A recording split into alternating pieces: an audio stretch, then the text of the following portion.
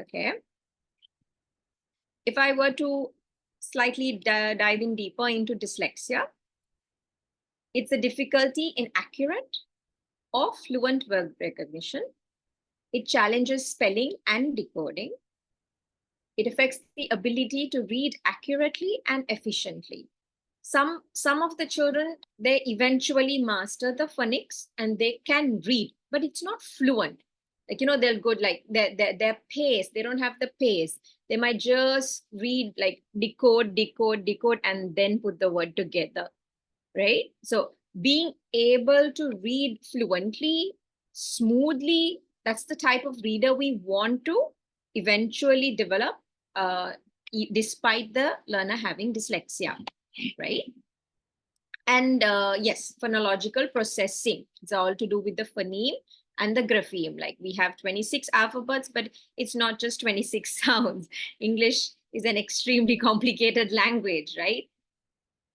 So if you were to ask me, what are some of the common symptoms, right? We will have difficulties in reading. It's very evident. That's one of the main things that you would like to, or that you would note in a student at risk of dyslexia or actually diagnosed with dyslexia. There will be discrepancies in their reading fluency, difficulties with spelling, where they will be constantly making spelling errors, despite it being words that you may have practiced with them so many times.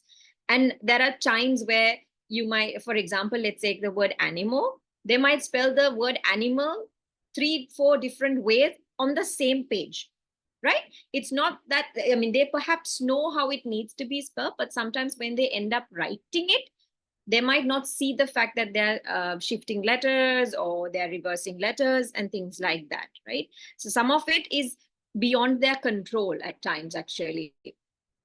And they may have definitely challenges in understanding text. We call it comprehension, right? So they may also show limitations in both listening comprehension and reading comprehension, meaning they may read the passage because they are not fluent, they're not able to comprehend it, right?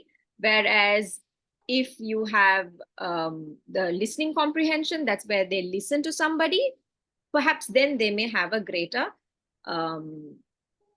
accuracy of comprehending. Yes, Himanshu. Yeah. I have a question, like, Yeah. what is their internal behavior? How we can think about their internal, what is going on internally? Like their mindset. Definitely they are not understanding these things which you're explaining. Yeah. But internally, how does they feel?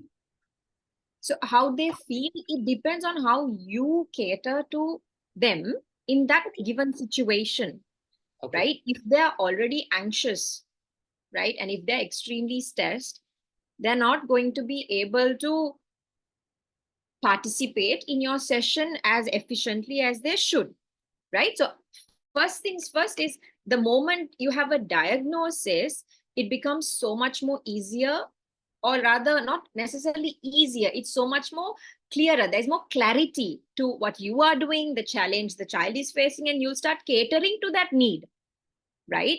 Now, for example, we say if you're teaching a child with dyslexia, you can't just do the same old program that you're going to be doing with everyone else to develop their reading skills. They have to be strategic, very, very explicit instructions that you give them. The programs are different. So I'll share a few of the programs that I would like you all to also research on later and try and inculcate it into Okay. your teaching Because I capacity. was also confused in this. One is a poor student, second is they are having dyslexia problem. So how Mm. will I identify that the student is poor in knowledge or maybe he's having a dyslexia problem? So how do I identify this? Right. So now, for example, you all need to start having a screening tool or a checklist and things like that within your, ideally. I mean, I don't know if Tutopiya has it, but ideally, if you all can have a referral system where there is a screening tool. So now let's say if there is a struggling reader and a student with dyslexia, right? A struggling reader, you can do extra classes, you can do rote reading, you can do a little bit more than the usual, and they'll get it. Okay. the dyslexic child or the student with dyslexia, all of that is still not going to be enough, right? And especially by the time they come to year 3, right? It's usually after that that you start screening children who perhaps might be at risk for dyslexia. It's very difficult to find it way before that. Okay, it's usually after the age of year 3. Okay, moving on. Yeah, so reading and spelling, it's going to be below grade level. And you can clearly see that, right? You can clearly see in their written work or the way they read, the way they comprehend their tasks, that there is going to be a huge gap. Then if you want to, now Himanshu, you also asked me like, how would I know more? If you want to dig in a little deeper, you can have a look at the DSM-5, which is like the criteria and the framework where we have all the symptoms listed down. And that's what the psychologist is going to look at within this child as well, right? But you and us as the norm, we cannot say, oh, I see all these symptoms, so this child has dyslexia. No, we can't do that, right? Okay, but we can always refer. Now, if we are vigilant and if we are aware as teachers, as tutors, y'all will know perhaps, okay, I need to pay a little extra attention to this child. But having said that, without changing your ways of trying to encourage the child to read, you're not going to be able to say, I think this child is going to be dyslexic. Or, you have to make changes. You have to change your delivery and see if there is improvement or not. So that's why we say constant monitoring, constant progress checking is very important when we are dealing with special needs. Understood. Dyscalculia, on the other hand, guys, it's everything to do with math, basic operations. They may be confusing the signs. They would not be they might not even be able to identify the number or even the written words of the numerals. They may be able to count when it's given physically, but when you ask them 3, you show them 3, they might not be able to connect the number sense, meaning you show the number 3, they will say 3 based on rote, but they won't know, oh, 3 means 3 things. Like, challenges like that. So they will have all these kinds of symptoms, and you'll also probably figure out, like, do they have this number sense challenge? Are they finding to do basic arithmetic skills, right? Despite you trying to do a little extra, despite that, are they still finding it difficult? Then perhaps they may be at risk for this specific learning disability. Okay. Oh yeah, they will have extremely poor math facts, like 5 plus 3. They will always want to have a pencil and paper to draw the sticks, or they will use their counters. They will need something to support that computation in their brain, right? So they will definitely have symbols, the language, the math vocabulary. Like perhaps, for example, when we say, how much will they all add up to, or what is the total? The word total is specifically a math vocab here. So understanding what total means, which operation to connect, all of this is going to be a jargon for them. It's very complicated. So screening tools. So just like I spoke about, if Tutopiya has a referral system or a screening system, I would encourage you all to make one if you all don't have one in place, right? So what you and I can do is find who is potentially at risk. Okay, so usually if the children are way below the age of 7, we don't officially diagnose saying that, oh yes, this kid has dyslexia, right? It's very, very, very seldom that we do that. We always say they're potentially at risk. Okay, so potentially at risk after doing a lot of screening. So we will do math screens, we can do the English screens, again, for spelling, for writing, for comprehending, very, very, very detailed, right? It's not like the general term paper at the end, the summative exam paper you get at the term. That is not data for us for screening. That is just a percentage. That is not going to give us specific data.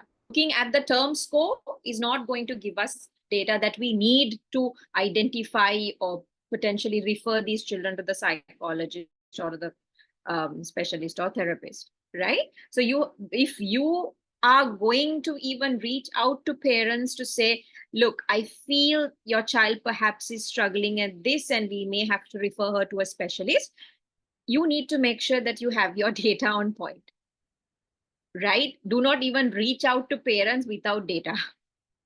I mean, I would highly encourage you to have evidence as to why you're making this call. Am I making sense here? Because that's it's a very critical point, guys. I hope it's clear, right? So if Go you over it once as, again. pardon me? Can you just go over it once again? Okay. What I meant was, now suppose, because there was a question that came from the staff, how do I identify? Or suppose if I do identify, or I get the, you get the gut feeling that maybe this child is struggling a little bit more and I don't know what else to do, right? Then ideally you have to refer the child to you have to coordinate with the parents and then refer the child to the therapist or the psychologist who will officially give us a diagnosis, right? So in that situation, it's a very sensitive topic, especially when you're trying to deal with the parents, right? Go with data, meaning have collected evidence as to why you're making this call and why you're telling the parents, look, I feel, I think, and look, I have the evidence for that as to why I feel he needs to be referred to a specialist. For example, like with a screening tool, right? So there is evidence. It's very important because that's when you can convince and give the required support for the child, because early intervention is key. A lot of things can happen for the better for the child if you intervene early. All right. Like, for example, let's say the kid keeps going on every grade level for mathematics, but the child never mastered the math table. Now, the math table fact. So you're not going to know if he knows every table fact when you do the exam paper because it's not tested there. Right? So if the issue is there, the earlier you screen it and find it, you can intervene for it, and then you bridge the gap.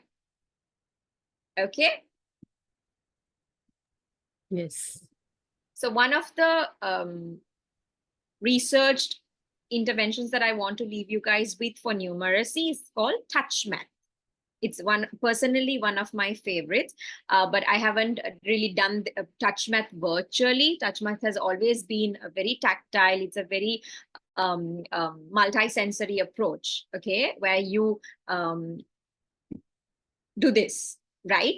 So you can now when y'all are doing it virtually, y'all can always like use the circles and try to get the child to understand this and encourage them to in fact get the resources, especially if they're being homeschooled. But the best part is we now have the Touch Math Pro, right? So where this is a virtual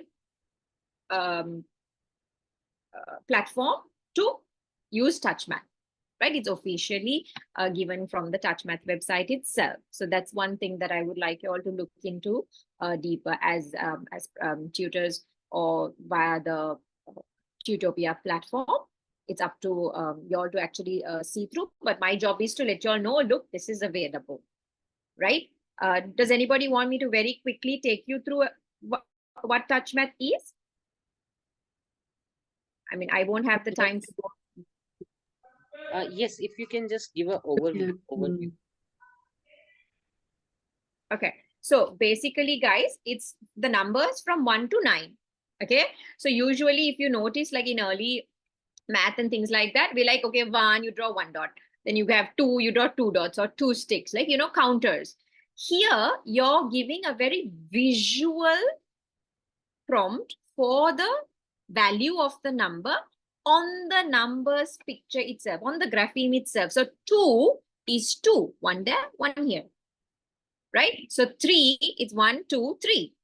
So when you introduce these numbers in this way, instead of writing 1 and putting 1 dot on the side, instead you put 1 and the dot on the 1 itself, eventually you're actually using spatial intelligence. I have seen kids, they come to the mastery level where they don't have to draw these numbers and dots and circles anymore. They will know what the count is and where the count is, right? So and they're not counting their fingers anymore, so then the anxiety level is less. So it's a lot more multisensory approach. Okay, right? There's ample videos. I mean, if you all want me to do touch math separately, I can do touch math, but there's enough resources online for you all to study that, right? Then coming back to one of the key literacy interventions that I personally, again, really like to use is Ultimate Phonics. Majority of the app is free, right? You can have it in your phones, tabs, anything. But there is a paid version as well. It's a software, there's a software, there's an app. It's very systematic. It's predominantly for phonemic awareness, decoding, word recognition. These are different to the general. All children are going to benefit from this, no doubt about that. But this is going to be a lot more helpful for a child with dyslexia, right? So these are all based on the Orton-Gillingham approach, we say. The main study framework is the Orton-Gillingham OG approach, right? So a lot of study programs have come under OG.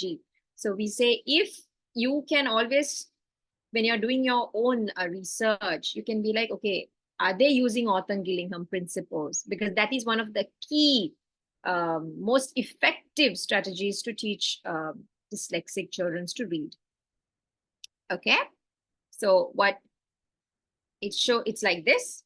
It's called Ultimate Phonics. If you just type it on your phone's app store, you'll definitely get it.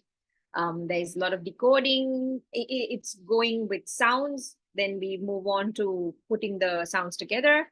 And then we move on to words, then sentences, and a bit of comprehension as well. Yeah, so it's actually a very good software and app. I have hyperlinked all these things wherever you see the hyperlink tag, okay? So it's easy for you all to refer back